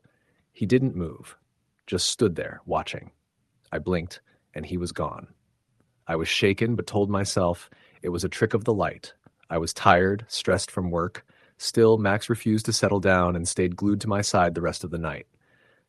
Weeks passed, and the incidents escalated. One evening, I was home alone when I heard the front door creak open. It was locked. I always double-checked before going to bed. My heart raced as I crept toward the door, clutching a kitchen knife. The door was indeed ajar, the deadbolt unlatched. I called the police immediately, but they found no one. No forced entry, no footprints in the garden, nothing. They told me it was probably a faulty lock or maybe a neighbor, but I knew. The following nights were restless. I started hearing whispering voices at night. They weren't loud, barely audible, but I could swear someone was murmuring just beyond the walls. Sometimes I heard my name called softly. One particularly bad night, I woke to the sound of glass breaking downstairs. I bolted out of bed, heart pounding, and grabbed the bat I kept by the door. The living room was a mess. My favorite mug shattered on the floor, the TV remote tossed on the couch. No one was there. I checked every room. Windows and doors were locked tight, but Max was growling again, staring at the hallway leading to my bedroom. Suddenly, the lights flickered and the room grew icy cold. I saw it again, the shadowy figure. This time closer, just beyond the hallway. I shouted, "What do you want?" But he didn't respond. The shadow stretched and twisted, and for a moment I saw a face, gaunt, hollow eyes, lips pulled back in a sinister smile. Then he disappeared. I couldn't sleep after that. Desperate, I reached out to a local paranormal investigator named Lisa. She was professional, calm, and came with her own equipment: EMF meters, infrared cameras, EVP recorders. She spent 2 nights in the house with me. On the first night, her equipment picked up strange readings near the basement door. A cold spot, she said, almost freezing to the touch. She told me there was a history of violent events in the area, but nothing specifically linked to my house. That night, the whispers were louder. On the EVP recording, Lisa caught a chilling phrase, "Get out." The second night, Lisa set up cameras all over the house. Around 2:30 a.m., one of the cameras recorded a shadow figure walking through the kitchen, passing through walls, and standing near the stairs. After reviewing the footage, Lisa told me, "This isn't just a ghost, it's a residual energy tied to trauma, maybe even violence, and it seems angry." That night, I barely slept. The worst moment came a few days later. I was home alone, Max asleep in the living room. I was in the bathroom brushing my teeth when I heard heavy footsteps upstairs. But I live alone. I froze. The footsteps grew louder, pacing back and forth. I pulled open the bathroom door and looked out into the hallway. There, just at the edge of the staircase, was the shadowy man. He looked more solid than before, and his eyes glowed faintly red. I screamed, dropping my toothbrush. Max ran up barking wildly. The figure raised a hand, and the temperature dropped so suddenly I could see my breath. Then he vanished. I packed a bag and stayed at a friend's house that night. In the following weeks, I tried everything: salt around the house, sage burning, prayers, but nothing worked. The presence grew stronger. Doors slammed by themselves. Lights exploded. The whispering voices turned into screams. One night, I woke to find my front door wide open. Nothing was missing, but the lock was shattered. I called the police again, but no evidence of forced entry or suspects.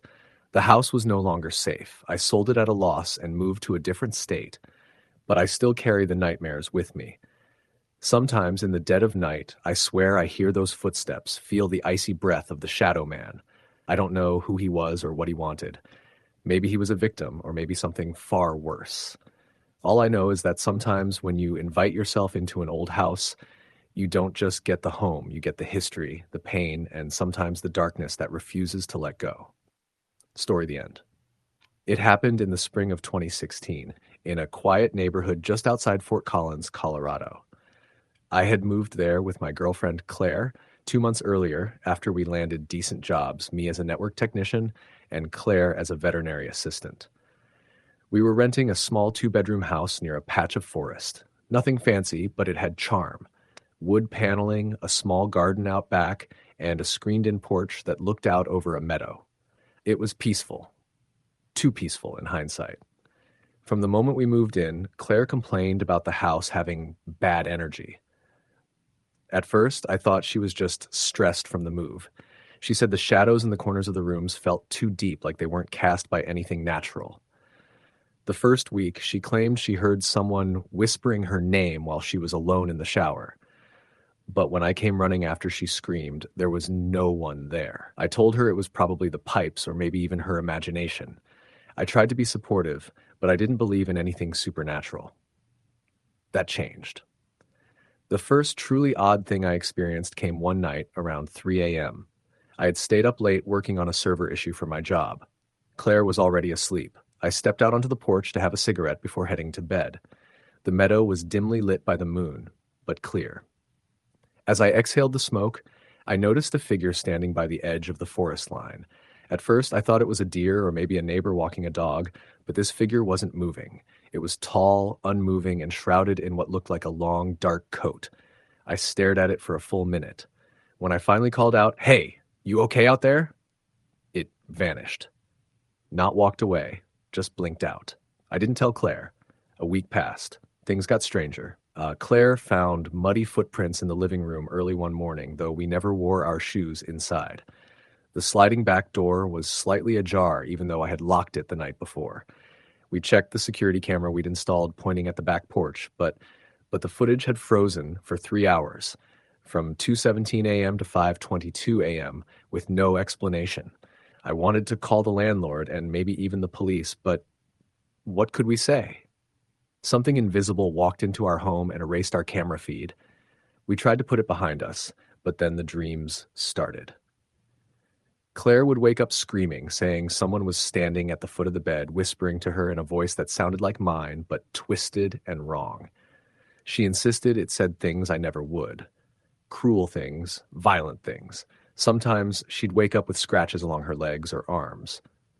I inspected the bed, the sheets, the edges of our nightstand. Nothing seemed sharp enough to do that. Then one night, I had a dream. Or at least, I thought it was a dream. I was in our living room, except everything was dimmed, like the lights had been turned down just low enough to make you squint. The front door was wide open. I stepped outside and saw the same figure I had seen by the forest, but this time it was standing at the end of our driveway. I tried to move toward it, but my legs felt like they were wading through concrete. When I finally reached the edge of the porch, it took one step toward me, and I woke up gasping. Claire was already awake, sitting upright in bed, eyes wide and locked on the hallway. "What's wrong?" I asked, trying to steady my voice. "Someone just walked down the hallway," she whispered. "I heard them dragging their feet." I grabbed the bat we kept under the bed and crept down the hallway, flipping on lights as I went. Every room was empty. All the doors were locked. Nothing appeared disturbed, but the hallway smelled like wet dirt, like something had been standing there dripping. We decided to stay at a hotel that night, just one night away to clear our heads. The next morning, we returned and found the house in disarray. Not burglarized, but rearranged. The photos on the mantel had all been turned to face the wall. Our toothbrushes were floating in the toilet. And in the center of the living room, someone, or something, had arranged our shoes in a perfect circle with a small dead bird in the middle. That was the breaking point. We called the police. They arrived, took statements, and investigated. They found no signs of forced entry. The dead bird, they said, was likely brought in through the chimney by another animal. One officer tried to assure us it was probably just a sick prank, maybe a neighbor messing with us. But none of the neighbors had seen anything, and the camera footage again had 3 hours missing, starting precisely at 2:17 a.m. We begged the landlord to let us out of the lease, but he insisted there were no previous complaints. When I asked if anyone had died there, he went quiet, then said, "Nothing relevant." That stuck with me. Determined to get to the bottom of it, I started researching the property. It turned out that 30 years earlier, a man named Wallace Kramer had lived in the house. He was a survivalist, a recluse who had rigged the place with all kinds of alarms and traps. The rumor was that he believed people were trying to break in and steal from him, or worse. Eventually, after several complaints about screaming coming from the house, the police broke in and found Wallace dead in the basement, starved and surrounded by journals that detailed invisible visitors tormenting him for weeks. The police concluded he had mental health issues and locked himself in until he died. That's why the landlord said it wasn't relevant. 2 nights after learning that, Claire and I decided to spend one final night at the house to pack everything up. That night, something invaded our home. Not just physically, but something that dug into the fabric of reality around us. We were in the living room packing boxes when the lights flickered and died. The entire house fell into a pitch-black silence that seemed to hum with a low, vibrating sound, like an electrical current, but deeper. Wrong. Suddenly the house groaned, every wall, every pipe. Then footsteps started upstairs. Not rushed, but deliberate, slow, dragging steps. Claire gripped my arm so hard her nails drew blood through my shirt. We stood frozen, listening as the steps came down the hallway, reached the top of the stairs, and stopped. I turned on the flashlight app on my phone and aimed it at the staircase. There was someone at the top. Not a person. At least, not anymore. It was a shadow in the rough shape of a man, but its head tilted at an unnatural angle, and its limbs were too long, its fingers dragging along the banister. The beam from my phone flickered as I held it, the battery dropping from 84% to 1% in seconds. The light blinked out. The steps resumed, faster now. I grabbed Claire's hand and bolted for the front door. It was locked, deadbolt and chain. My hands shook as I tried to undo them. Behind us, the footsteps stopped again, just feet from where we had been standing. I felt something cold touch my neck, like fingers pressing into my skin. Then a whisper, not in my ear, but in my mind. "You let it in." The door flew open, though I hadn't managed to unlock it. We tumbled outside, ran to the car, and drove until we were halfway to Denver. Neither of us spoke the entire drive. We never returned. Hired movers retrieved our belongings. Claire broke down when they brought back a box that wasn't ours, a wooden crate filled with yellowed papers, all in Wallace Kramer's handwriting. Each page repeated the same phrase, scrawled over and over. "It wears your face. Don't let it in." To this day, I don't know what we experienced. I've never believed in ghosts or demons, but whatever was in that house wasn't human. It mimicked voices, rearranged our reality, and seemed to feed off our fear. It didn't need to break in. It needed to be acknowledged, invited by attention. Claire and I broke up a year later. We tried to keep it together, but we were never really the same after that. She moved to Oregon and went off the grid for a while. I haven't heard from her in months. Sometimes when I stay up too late, I see it in the shadows of my hallway. Still dragging its feet.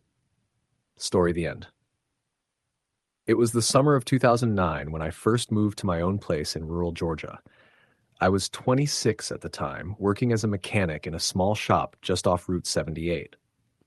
The house was old, a small 3-bedroom rental set back a little ways off the road, surrounded by tall pine trees and overgrown brush that had been neglected for years.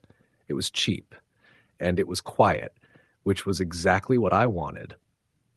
I had just gotten out of a rough relationship, and the idea of being isolated sounded like a blessing. The house had this musty smell when I first stepped in, like something had been shut up too long. Still, I wasn't picky. I threw down a mattress in the back room and figured I'd unpack slowly over the next few weeks. The place had creaky floorboards, walls that were paper thin, and a door in the basement that wouldn't open no matter how hard I pulled. It had a chain lock on the outside, like someone wanted to keep something in. I chalked it up to old folks being paranoid or maybe a weird root cellar. The first week went by without incident. I worked long hours, came home, microwaved something, and passed out watching reruns. But it wasn't long before I started noticing things. It began small, just little stuff. One morning, I found the front door slightly open when I was sure I had locked it.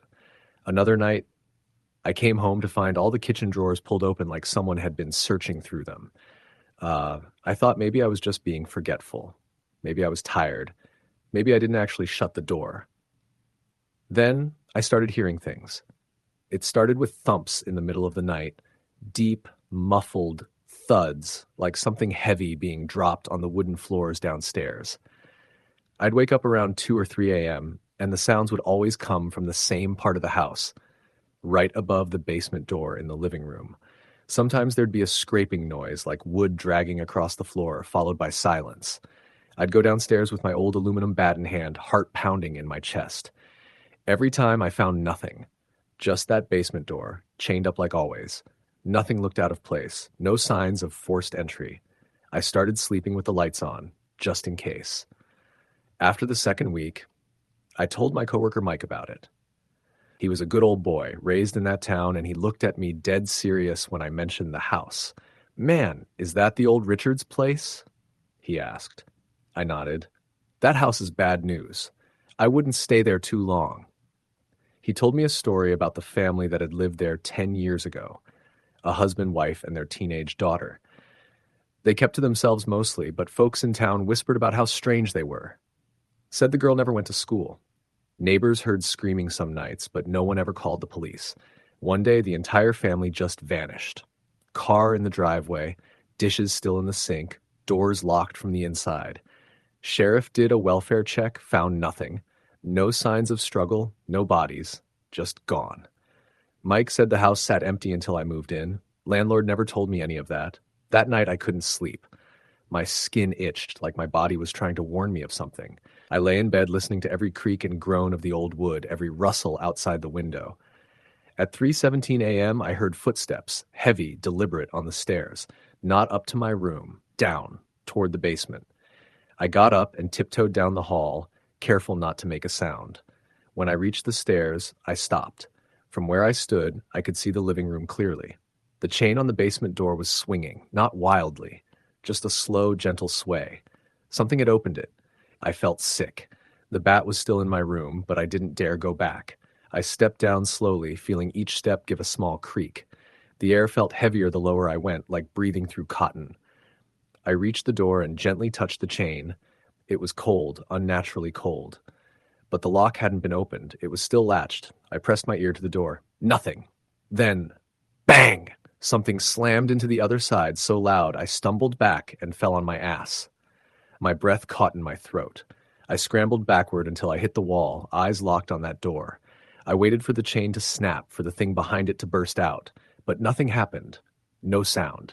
No more banging. Just silence. I slept in my truck that night, engine running, keys in the ignition. The next morning, I checked the door. Still chained. I grabbed a crowbar from the garage and pried the frame apart just enough to see through. It was dark inside, even with sunlight spilling into the hallway. I couldn't see much, just stairs leading down into pitch black. I stuck my phone through the gap and took a few photos with the flash on. When I looked at the photos later, I nearly dropped my phone.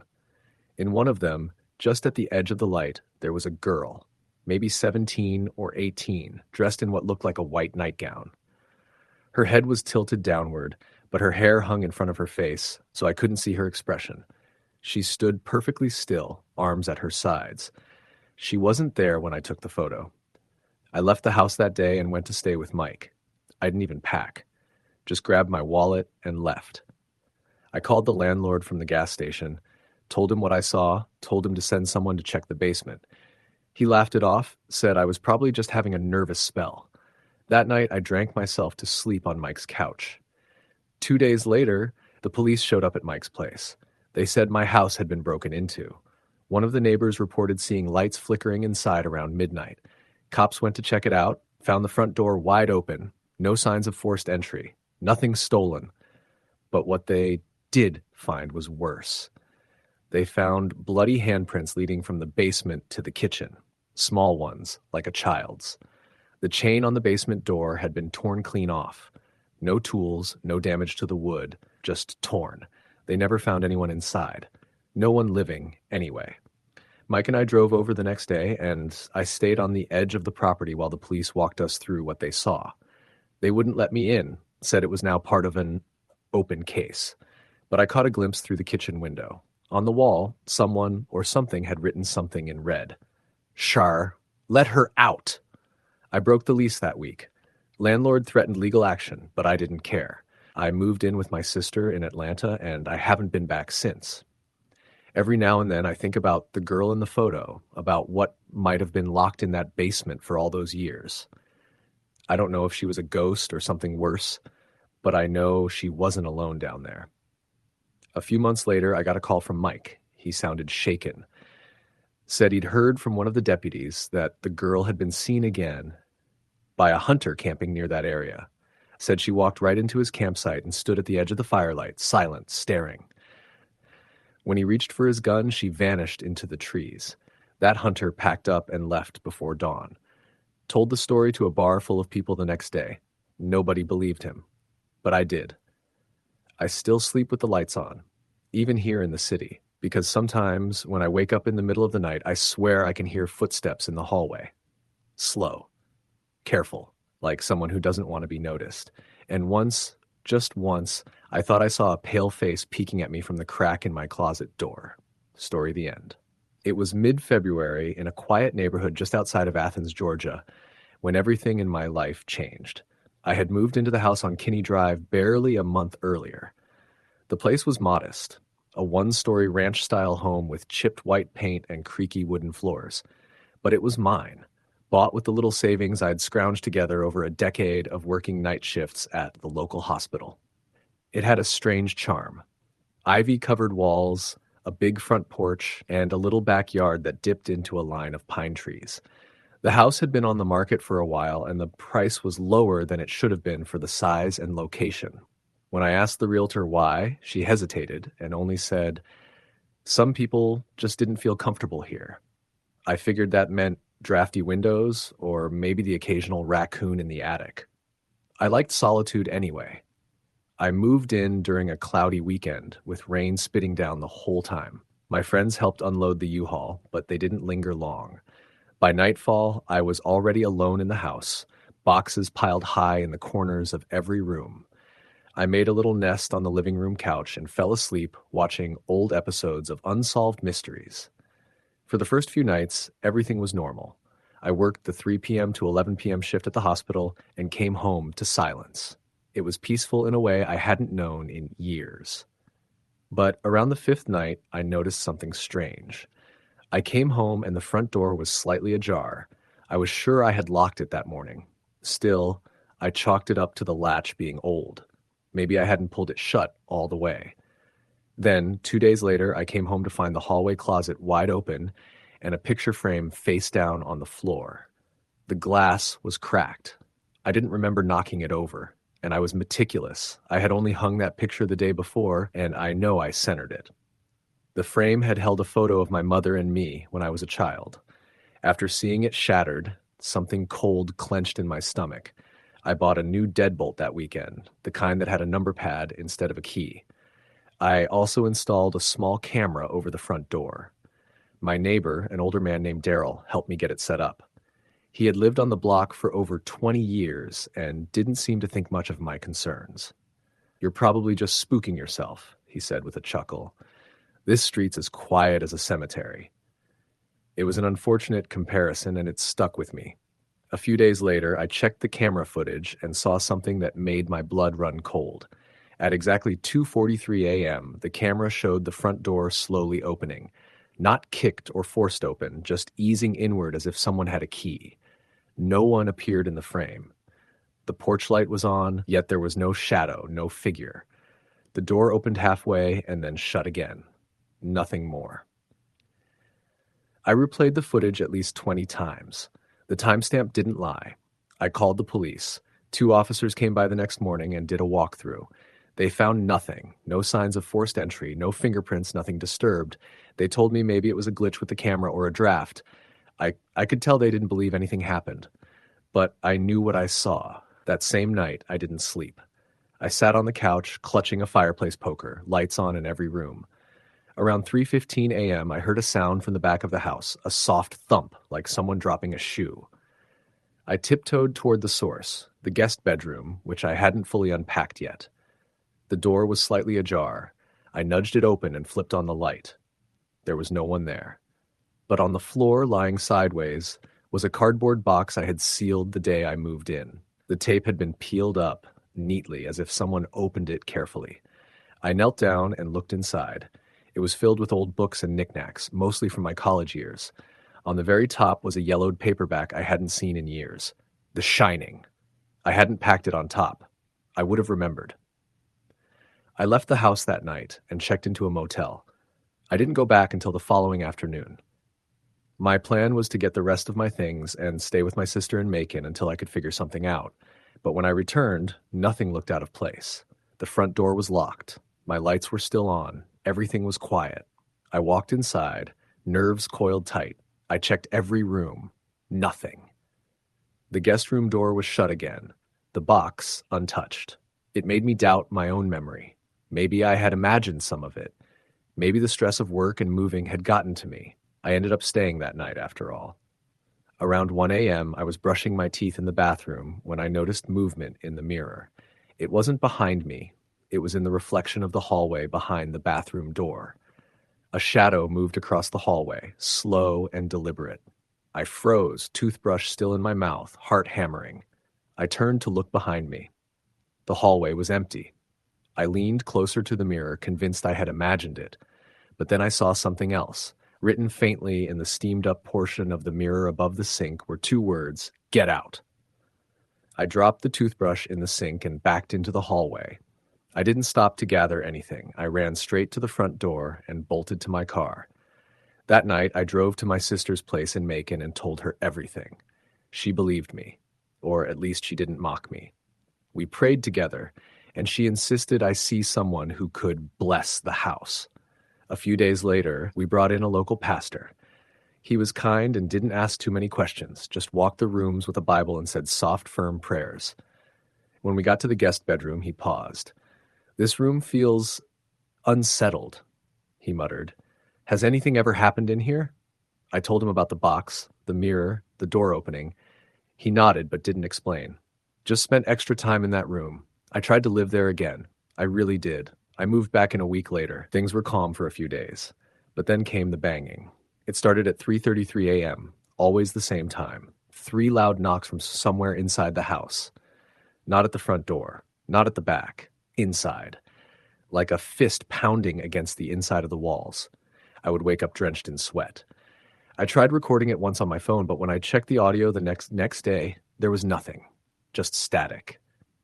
Then one night, I woke up to the smell of smoke. I flew out of bed and ran into the kitchen, thinking something was burning. But the stove was off. Nothing was on fire. The air smelled thick, like someone had lit a dozen cigarettes and let them smolder. And in the middle of the kitchen table was a small pile of ash. No explanation, no source, just there. That was the night I saw him. I was pacing the living room, trying to decide if I should call someone when I heard the creak of a floorboard behind me. I turned slowly. Standing at the end of the hallway was a man. Tall, impossibly thin, dressed in a suit that looked decades out of style. His face was wrong, pale, elongated. His eyes looked sunken and black, like 2 deep sockets without light. I couldn't move. He didn't walk toward me. He didn't make a sound. Just stood, watching. And then, as suddenly as he appeared, he was gone. I didn't see him turn or fade or blink out. He was just no longer there. I left that night for good. I ended up selling the house for a loss a few months later. The new owners were a young couple from Savannah. I never told them anything. Maybe I should have, but they didn't ask. The realtor never mentioned the history. Maybe she didn't know the full extent. I looked into the property after I left. The house had stood since the late 1950s. In 1984, a man named Harold Greaves had been found dead in the guest bedroom. A stroke, they said. But I found one article that mentioned something odd. When police arrived, the door had been locked from the inside and the window was shut tight. No one could explain how the neighbor heard him screaming minutes earlier. I don't go near Kinney Drive anymore, but I did drive past once, about a year later. The house looked the same, maybe with a new coat of paint. But as I idled across the street, I noticed something that made my stomach drop. In the front window, someone was standing, a man, tall, pale, wearing an old suit, just watching me. Story the end. It started with the lights. 3 weeks after moving into the split-level ranch house in Forest Hill, Maryland, Lauren began noticing strange flickers throughout the house. At first, she chalked it up to the fact that the house was old. Built in the 1960s, the hardwood creaked no matter where you stepped, and the furnace in the basement made noises like it was struggling to breathe. She had moved in with her 6-year-old son, Mason, trying to restart her life after a rough divorce. The house had character and, most importantly, was affordable. Too affordable, her sister had warned. The first real incident happened on a Friday night while Mason was asleep upstairs and Lauren was on the couch, wine glass half full and a rerun of Dateline humming in the background. Around 11:15 p.m., the kitchen light flicked on by itself. She turned, blinking at it. Must have bumped the switch, she mumbled to herself, even though she hadn't moved. She got up and turned it off. As soon as she sat down, the hallway light turned on. That one didn't have a switch you could accidentally bump, only a wall plate at the entrance to the hallway. She walked over, turned it off, stood still for a moment, and listened. The house was silent except for the quiet whir of the refrigerator. She even tiptoed upstairs to peek in on Mason. He was curled up, breathing deeply, out cold. His nightlight glowed in the corner, unchanged. By the time she made it back to the living room, the kitchen light was on again. That night, she barely slept. But nothing else happened. Over the next week, escalated. The lights weren't the only things acting strange. Mason, normally a happy and talkative little boy, had become quiet, withdrawn. He started refusing to sleep in his room, instead dragging his blanket and stuffed fox downstairs to sleep on the couch. He wouldn't say why, only that he didn't like the man in his closet. Lauren asked if someone at school had told him scary stories, maybe a classmate messing with him, but Mason insisted with his eyes wide and sincere, he stands there. At night. He doesn't blink. Lauren opened the closet herself, of course. It was just hangers and toys. One night, while tucking Mason in, trying once more to get him back into his own bed, she heard what sounded like footsteps in the attic. Heavy ones. Slow. She froze mid-sentence. "Do you hear that?" she asked. Mason nodded, but said nothing. She wanted to go up there to prove it was nothing, but the attic entrance was in the hallway ceiling, and you had to pull down a ladder. That idea, climbing up there in the dark, gave her such an overwhelming sense of dread that she backed out of it. Instead, she called an electrician the next day to check the wiring and see if maybe the lights and footsteps were part of some electrical issue. The man spent a couple hours checking breakers, bulbs, and outlets before shrugging. "Wiring's clean," he said. "House is old, sure, but there's nothing faulty here. No rodents either. If something's turning those lights on, it's not from your panel." 2 nights later, someone knocked on the front door at 3:12 a.m. Not a light knock either. It was a heavy, deliberate pounding. 3 hard bangs. Lauren shot up in bed, heart racing. She checked Mason's room. He was under the covers, already awake, staring at the door like he'd been expecting it. The peephole revealed no one. Porch light flicked on. Empty steps. Windless night. But just as she was about to turn away, the knocking started again. 3 slow pounds on the back door. She ran to the kitchen, grabbing the biggest knife from the drawer to like her pulse thumping in her ears. The back door had a small window. She moved close enough to see out, but low enough that no one could see her. No one there. That night she stayed up, watching the backyard through the blinds, gripping the knife until sunrise. She called the police that morning. A friendly, tired-looking deputy came out, took notes, and gave the standard advice about locking windows and checking cameras, if she had any, which she didn't. That night, she heard scratching under her bedroom floor. Then her closet door creaked open, inch by inch, with a sound so slow and deliberate it raised goosebumps across her arms. She stared at the dark closet opening from her bed, frozen. The scratching underneath stopped at the same moment. From inside the closet came the sound of something breathing, shallow, raspy, like it came from dry, cracked lungs. Lauren stood, every instinct in her screaming to run, but she reached for her phone and flicked on the flashlight, stepping toward the closet. She raised the phone, shaking, and aimed it inside. Nothing. Just clothes. But the smell hit her, like mold and old wood, something wet and earthy. She slammed the door and shoved a chair in front of it. When she woke the next morning, the closet door was wide open and the chair was across the room, toppled.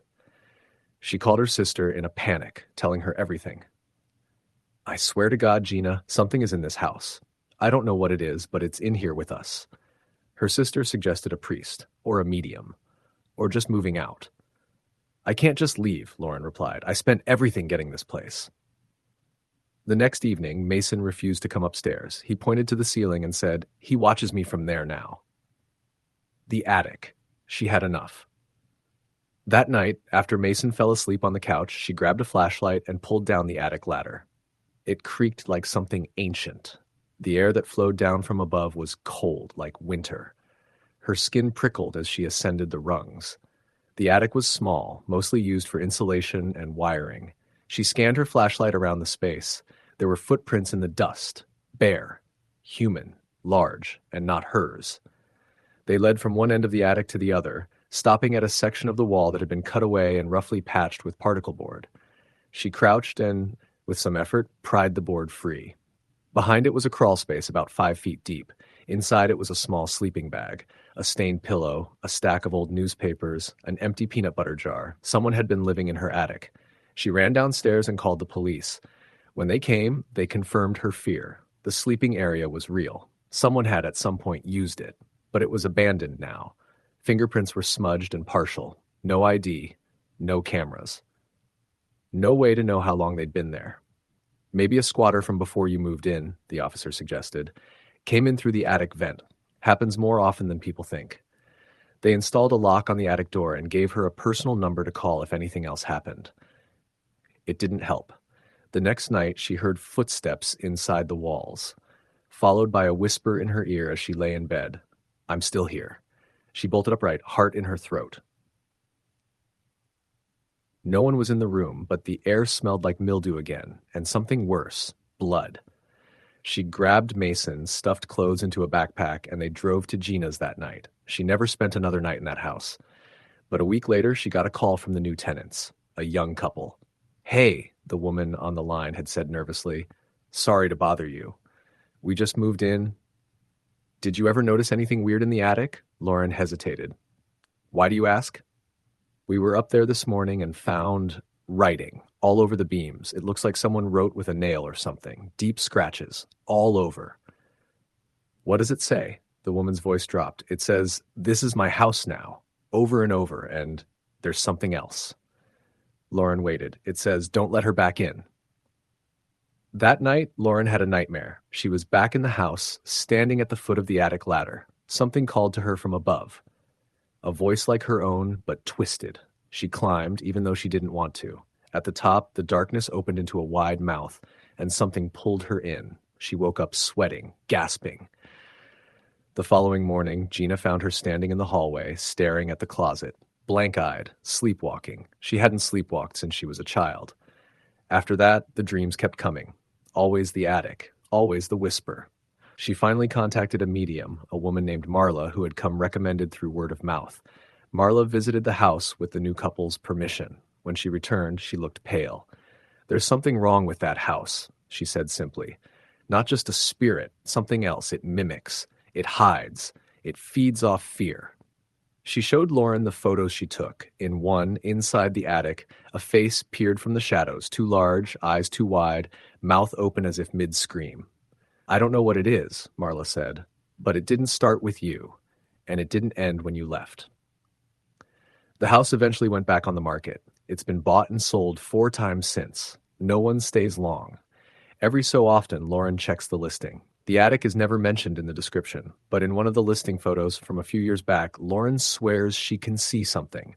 Behind the open closet door in the child's bedroom, a hand, long fingers reaching out. Story the end.